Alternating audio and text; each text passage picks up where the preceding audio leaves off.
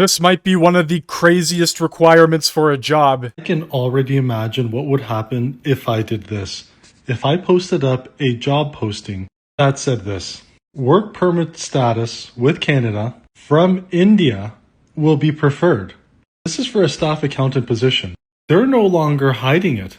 The languages: English, Punjabi, Hindi, required. What do you think would happen to me if I said work permit status with Canada? You have to be from England, and I'll give a preference to those people who are from England, or from Italy, or from Spain. And I made that language a requirement. This is unbelievable. And on top of that, we have a lot of footage of Mark Carney making a fool of himself at the Calgary Stampede. I saw you across the room. At Calgary's famous Stampede, Prime Minister Mark Carney met Alberta's Premier, took lots of selfies, and tried to figure out how to flip a pancake. There are certain things in my job I'm better at. And negotiating trade deals is not one of them. Actually, a lot of things he ran on during the election is not one of them. But one thing Carney hopes he is good at: stemming a rising tide of Alberta's separatism. Part of the conversation is about the amazing opportunities for Alberta today and for Canada today to build. And that's everything from building homes to building new pipelines. It's building carbon capture. It's building new forms of energy. The party that propped you up and the people in it are the reason this separatism movement is forming in the first place. And when you come out and say the big carbon capture word, it really shows you're not hiding the agenda anymore. Carney told Global Calgary's Joel Senek that he understands the frustration some in Alberta have. Carney grew up, after all, in Edmonton. I take things seriously. When people have problems, when people have concerns or grievances, I take them seriously and see which ways. I mean, my job is to help solve problems. His job is to help solve problems, but he comes from a party that created them all. Carney's biggest problem these days, of course, is the threat that U.S. tariffs represent to the Canadian economy. Carney and U.S. President Donald Trump agreed at the G7 summit in Kananaskis to get to some agreement by July the 21st. Carney says one of the challenges to get a deal with Canada is that the White House has ongoing negotiations with dozens of countries. When the person you're dealing with, or the country you're dealing with, has multiple objectives, it jumps around a bit and you've got to be nimble. Carney's approach?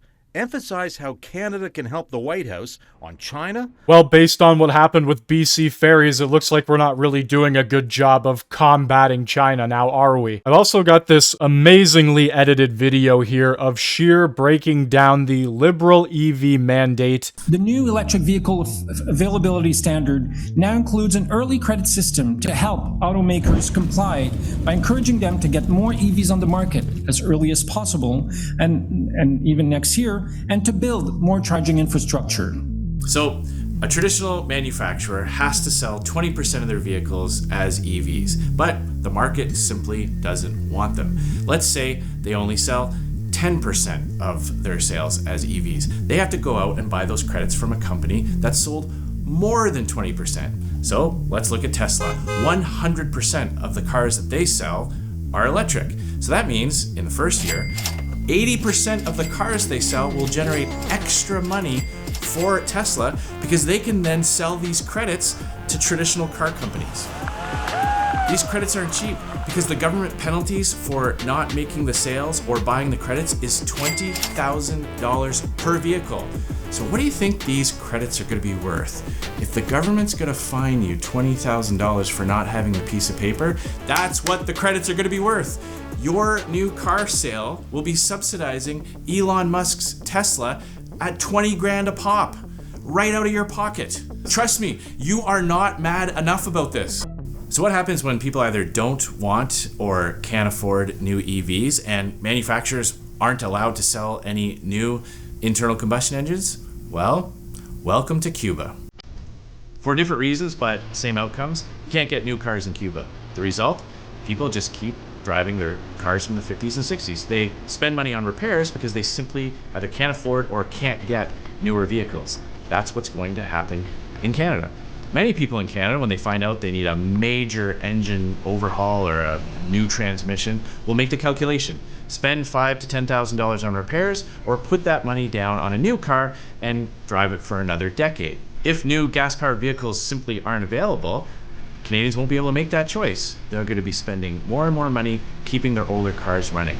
No one will get rid of their old cars. Instead of spending money they don't have on cars they can't afford, they will spend money on keeping their older cars running longer. In fact, we were thinking about this when we were planning this video, and we had the thought, there might be a day in Canada when you no longer ask how many kilometers are on a used car. Will it really matter if one has 1.6 million and another has 1.9?